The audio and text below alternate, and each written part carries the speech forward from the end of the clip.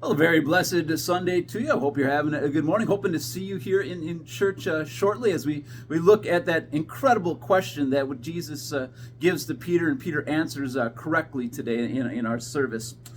Well, our reading for today comes, our recommended reading comes from Philippians chapter 2, verses 1 to 11. But our verse for today comes from that first book of the Bible, Genesis 1, verse 27.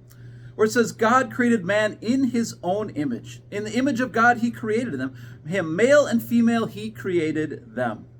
And the title is The Great Equalizer. Being created in the image of God didn't make Adam and Eve into gods, rivaling their creator. They were reflections, images of the Lord. They mirrored his perfect holiness, but were limited in might and knowledge. Sin shattered the mirror, and the holy distinctions between God and man became damnable offenses. In a quiet understatement, Genesis 5:3 shows how the mirror has turned. Adam fathered a son in his own likeness, after his image.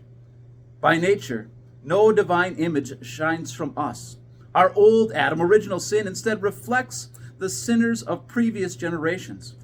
God clearly says is that if we don't bear the divine image, then we cannot enter his presence.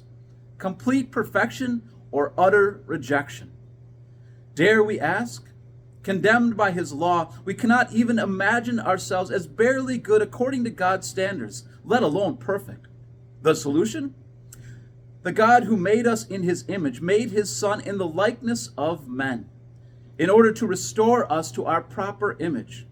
Jesus intentionally loosed his grasp on equality with the Father so that he could take on our flesh and live, suffer, and die as one of us. Because Christ made himself equal in our mortality, God declares us to be Jesus' equals in righteousness. It's an amazing thing. I mean, when God looks at us, he rightly sees, a poor, miserable sinner. And as such, we cannot enter his presence.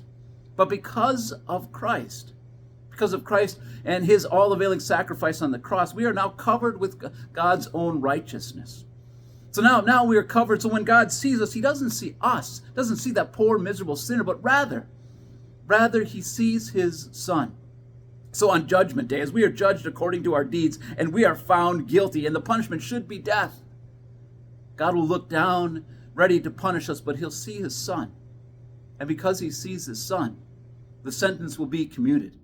And we will live with him for all eternity in a paradise that's beyond the Garden of Eden, beyond anything that we could ever imagine. With that thought in mind, I pray you have a very blessed day, and we'll see you in church soon.